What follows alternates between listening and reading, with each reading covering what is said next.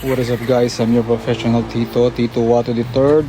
For today's video, I'm gonna teach you how to skid on a fixed gear bike. Yes, yung ating mga fixie. But first of all, we'll need a bike. Dapat meron na kayo nito. So kung gusto nyo bumili nito, napakamurang fixed gear bike.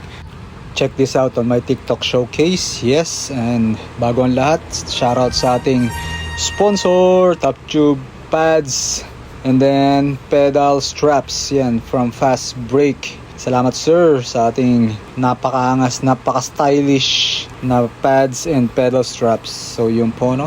Napaka-elegante. LV po yung design niya. No? Marami pa tayong design na makikita sa kanilang page. So ito po, no? Kailangan nyo skinny tires.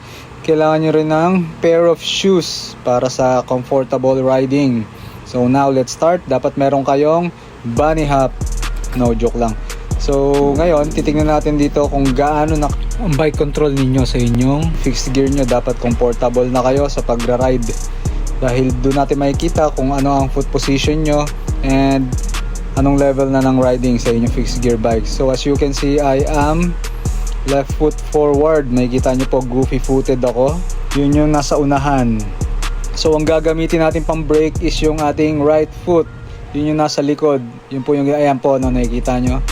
Flex ko lang yung aking calves. Yan, makikita nyo. Yun, leg day. Yun po, no, yung ginawa natin pang preno. And then ang style po na gagamitin natin dito is balls to stem. Yan. So we're gonna just put our balls above the stem. So kung makikita nyo po, that's the basic and easiest way how to skid. So doon po ako natuto. Yes, paulit-ulit lang po, practice lang. One day ko lang po siya nakuha, about 1 hour or 2 hours. So yun po, no, kung kaya ni Tito, kaya nyo rin yan.